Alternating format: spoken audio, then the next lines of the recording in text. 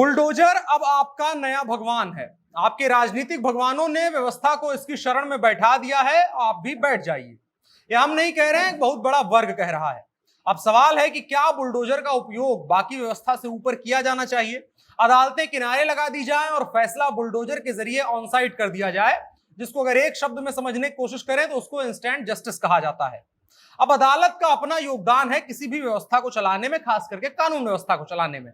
लेकिन हमारे देश की न्याय व्यवस्था पर जितना बोझ है, उनमें क्या इन सांप्रदायिक उन्मादियों के रोज रोज के ड्रामों पर सुनवाई करने की फुर्सत होनी चाहिए या है? तो ना होनी चाहिए और ना ही है। एक मामला अदालत में जाता है, इतना लंबा उसका प्रोसीजर है, तो कम से कम 4-6 साल एक दंगाई को सजा मिलने में लग जाते हैं। इतने सालों में सैकड़ों और दंगे हो जाएंगे। गुड़ा भाग करके हिंदुस्तान में होने वाले दंगों और बवालों को गिनिए, 400-500 साल का काम एक साल में ही अदालतों को मिल जाएगा। अब इंस्टेंट जस्टिस का फायदा क्या है, इसको समझना है तो उत्तर प्रदेश का समझिए मामला। उत्तर प्रदेश से ये बुलडोजर वाला फॉर्मूला पॉपुलर हुआ। 5 साल जमकर बुलडोजर उत्तर प्रदेश में चला। इस साल रामनवमी आई, 6वें साल। देश के अलग अलग राज्यों में बवाल हुए, दंगे हुए, लेकिन क्या उत्तर प्रदेश की कोई एक खबर आपको सुनने में मिली? मुझे नहीं लगता है मिली होगी, जबकि उत्तर प्रदेश अव्वल था इन मामलों में। हर बार उत्तर प्रदेश वाले अपनी लाठी लेकर निकल जाया करते थे। अब बुलडोजर ही उत्तर प्रदेश में बना है मैसेंजर ऑफ जस्टिस। अब इसको कहेंगे आपकी डर है, भयानक खौफ बना दिया गया है। तो कानून के लिए अगर आप समझना होगा, और कानून अगर आप समझते हैं तो कानून का डर ही कायम होता है, उसके अलावा कानून का कुछ होता नहीं है। अपराधी जब कानून से डरता है तभी अपराध नहीं करता है। उसे मानवाधिकार के नाम पर बचाकर बस आप उसे पाल पोस सकते हैं। आज की तारीख में बुलडोजर ही है जिसके नतीजे के तौर पर माफिया की लगभग कमर टूटी हुई उत्तर प्रदेश में नजर आती है। कोई भी दंगा हो रहा है, बवाल हो रहा है, आज हर किसी के हाथ में मोबाइल है, वीडियो बन जाता है हर जगह की, उसकी फॉरेंसिक जांच की जा रही है, असली नकली वीडियो की पहचान होती है, असली वीडियो के आधार पर अपराधियों दंगाइयों को पहचाना जा रहा है और पत्थर फेंकने वालों के ठिकाने को पत्थर में बदला जा रहा है। हालांकि ऐसा नहीं है कि यही तर्क अंतिम सत्य है, लेकिन हां, अगर जिन घटनाओं के उदाहरण के आधार पर अंतरराष्ट्रीय मंचों पर रिपोर्टें पेश की जाती हैं, अभी कल ही अमेरिका के जो राजदूत और तमाम लोगों ने जो कुछ किया है वो सिर्फ कुछ उदाहरणों के आधार पर किया गया था। तो अगर उनके आधार पर, जैसे आज तक बताया जा रहा है कि भारत ऐसा है, भारत वैसा है, देश भर की बुराई की जाती है, तो अगर उसी अनुपात में, उसी फॉर्मूले के आधार पर बुलडोजर की सकारात्मक खबरें और उसके सकारात्मक असर की रिपोर्ट बनाई है, तो वो खोया हुआ सम्मान वापस मिल सकता है। तो मसला टोटल नजरिया है, नजरिए का है, कैसा आप देखते हैं। अब इसका एक और नजरिया है, उस पर भी बात करेंगे कि नुकसान क्या है बुलडोजर के। लेकिन उससे पहले नमस्कार, मेरा नाम है अनुराग मिश्रा और ये है जनता जंक्शन शो। तो बुलडोजर वाला न्याय भारत की स्थापित कानून व्यवस्था को चुनौती दे रहा है और उससे तेज और उससे असरकारी परिणाम दे रहा है, और इसका मैसेज भारत की अब तक की न्याय व्यवस्था में मिले न्याय से ज्यादा सख्त है। लेकिन इसमें गलती होने की संभावनाएं भी हैं और किसी भी कानूनी प्रक्रिया से ज्यादा मौके इसके दुरुपयोग के हैं, खास करके जब व्यवस्था में पूर्वाग्रह की गंध आने लगे तब। और यह किसी भी स्थिति में खतरनाक है, क्योंकि भारत में किसी एक अपराधी के कृत्य की अधिकतम सजा जो परिवार भुगतता था अपराधी के अलावा, वो कुर्की जब्ती थी। अगर गलती हुई है या किसी तरह से वो कुर्की गलत ढंग से की गई है और ये बात साबित होती है, तो उस परिवार के सामान जो ले जाया जाता था उसे ससम्मान वापस कर दिया जाता था। लेकिन बुलडोजर का बैकअप नहीं है। यानी अगर घर पर बुलडोजर चल गया और फिर पता चला कि गलती हुई थी, तो फिर वो घर वापस देने की सुविधा यहां पर नहीं है। इसलिए यह मसला संवेदनशील हो जाता है और इसको लेकर के फिलहाल सरकारों ने कोई वृहद चर्चा या ओपन फोरम में कोई बातचीत भी नहीं करी है। और अगर यह बड़े पैमाने पर होता है तो एक तरफ उत्तर प्रदेश जैसे राज्य शांति बहाल करने का दावा भी कर सकते हैं, लेकिन हर मामले में न्याय होगा, इस बात का दावा भी सरकार नहीं कर सकती है। सरकारों के सामने सबसे बड़ी चुनौती के तौर पर रखा जाना चाहिए कि जिन वीडियो फिल्मों के आधार पर वो बुलडोजर चला रहे हैं, उनके कोई आयाम छूट तो नहीं रहे हैं। क्योंकि फिल्म अगर सच दिखाती है तो वो पूरा सच नहीं, एक नजरिए का सच दिखाती है, पूरा सच नहीं दिखाती है।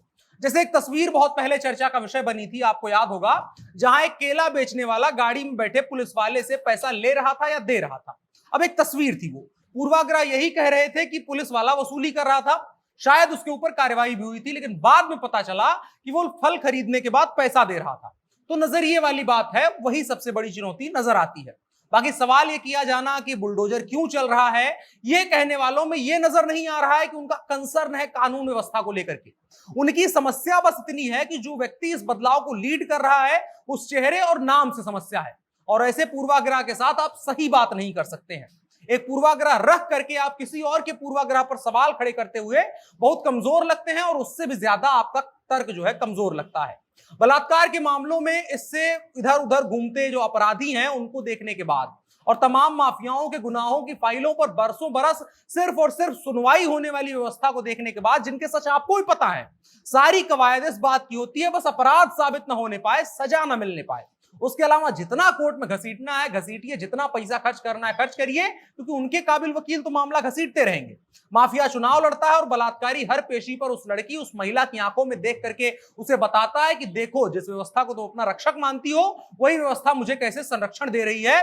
सारे सबूत सामने रहते हुए भी अभी घूम रहा हूं। अभी कल की ही खबर है कि मध्य प्रदेश में एबीवीपी के एक कार्यकर्ता या नेता थे, उसको बलात्कार की जुर्म में सजा होती है, बेल पर वो बाहर आया रहता है। पूरे शहर में पोस्टर लगा दिए जाते हैं कि भैया जी वापस आ गए हैं, भैया जी इज बैक। और उसके बाद वो पीड़िता जाकर के सुप्रीम कोर्ट के सामने बताती है कि ऐसा पूरे शहर में पोस्टर पाट दिए गए हैं और सोशल मीडिया पर ट्रेंड चलाया जा रहा है। उसके बाद सरकार को और सुप्रीम कोर्ट को याद आता है कि पूछा जाना चाहिए कि आपने ऐसा किया है तो वो बेल क्यों नहीं रद्द कर दी जानी चाहिए। ये एक उदाहरण है ताजा ताजा। इसके अलावा आपको सैकड़ों उदाहरण मिल जाएंगे जहां पर अदालती जो घसीटा मार कार्यवाही है उसी के नतीजे के तौर पर हर रोज न जाने कितने जो पीड़ित हैं, पीड़िताएं हैं, वो रोज मर रहे होते हैं। और यही तमाम चीजें हैं। यकीन नहीं होता इसके अलावा तो आपको अजमेर रेप कांड की कहानी पढ़नी चाहिए। न्याय व्यवस्था में तेजी और न्याय होता हुआ दिखना कितना जरूरी है, आपको उस 30 साल पुरानी घटना से आसानी से समझ में आ जाएगा। उसके अलावा आपको किसी तर्क देने की जरूरत नहीं पड़ेगी। तो फिलहाल की तारीख में बुलडोजर जो है वो जस्टिस का मैसेज लेकर के जा रहा है जनता के बीच में, और जनता को भी पसंद आ रहा है, और जनता को भी लग रहा है कि जो कानून व्यवस्था है वो काम कर रही है और काम होता हुआ नजर आ रहा है। बाकी जो कमियां हैं उन पर हमने बात करी है। आपको क्या लगता है कि इसमें और क्या सुधार करके बेहतर ढंग से अपग्रेडेड मॉडल इसका क्या किया जा सकता है, जिससे कि कानून व्यवस्था और बेहतर बन सके और कानून व्यवस्था के प्रति जनता का यकीन बन सके? क्योंकि अदालतों की जो कार्यवाही का तरीका है उससे यकीन रोज रोज बढ़ नहीं रहा है, रोज रोज घट रहा है, और ये हिंदुस्तान के चीफ जस्टिस तक स्वीकार कर लेते हैं। तो आप क्या सोचते हैं कमेंट बॉक्स में बता सकते हैं। बाकी बड़ी खबर में इतना ही। अब बढ़ चलते हैं कार्यक्रम के की तरफ, जो है इन शॉर्ट। राष्ट्रीय बाल अधिकार संरक्षण आयोग ने कल दिल्ली के सरकारी स्कूलों में प्रिंसिपल के 824 रिक्त पदों पर स्पष्टीकरण मांगा है।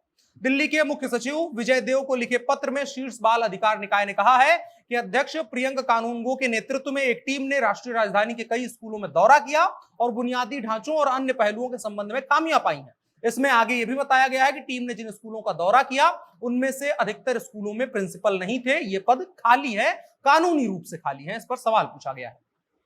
इसके अलावा एक और खबर, करौली हिंसा को लेकर के भारतीय जनता युवा मोर्चा और भारतीय जनता पार्टी के नेताओं की न्याय यात्रा को करौली बॉर्डर पर रोक दिया गया है, जिसके बाद कार्यकर्ताओं और पुलिस के बीच झड़प हुई है। हालात काबू पाने के लिए पुलिस को लाठीचार्ज भी करना पड़ा। भारतीय जनता युवा मोर्चा और उसके राष्ट्रीय अध्यक्ष तेजस्वी सूर्या और प्रदेश अध्यक्ष सतीश पुनिया समेत 400 कार्यकर्ताओं को गिरफ्तार करके महुआ थाने ले जाया गया है। इसके अलावा एक और खबर महाराष्ट्र से। महाराष्ट्र में लाउड स्पीकर की राजनीति तेज हो गई है। दोनों पार्टियां आमने सामने हैं, जो एक ही परिवार, एक ही विचारधारा से निकली हुई हैं। महाराष्ट्र नवनिर्माण सेना मनसे के प्रमुख राज ठाकरे ने 3 मई तक का अल्टीमेटम देते हुए मस्जिदों से लाउड स्पीकर बंद करने को कहा है।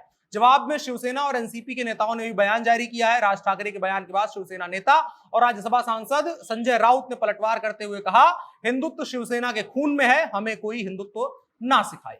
महाराष्ट्र में जमकर आजकल बवाल हिंदू, असली नकली हिंदू को लेकर के दोनों पार्टियों के बीच में मचा हुआ है। इसके अलावा एक खबर और, बॉम्बे हाईकोर्ट ने महाराष्ट्र के भाजपा नेता और पूर्व सांसद किरीट सोमैया को आज गिरफ्तारी से अंतरिम राहत प्रदान करी है। आईएनएस विक्रांत से जुड़े धोखाधड़ी के 57 करोड़ के मामले में हाईकोर्ट ने उन्हें यह राहत दी है। इसके साथ ही हाईकोर्ट ने उन्हें 4 दिन तक पूछताछ में सहयोग करने का निर्देश भी दिया है। हाईकोर्ट ने यह भी कहा कि यदि सोमैया को गिरफ्तार किया जाता है तो 50,000 रुपए के निजी मुचलके पर उन्हें रिहा कर दिया जाएगा। आज के इन शॉर्ट्स में इतना ही। अब बढ़ चलते हैं कार्यक्रम के अगले हिस्से की तरफ, जो है आज का कानून। आज का कानून वही है जो हमने बुलडोजर वाले कार्यक्रम में, बुलडोजर वाले हिस्से में आपको बताते हुए जिस बलात्कार का उदाहरण आपको दिया था और पोस्टर का उदाहरण दिया था।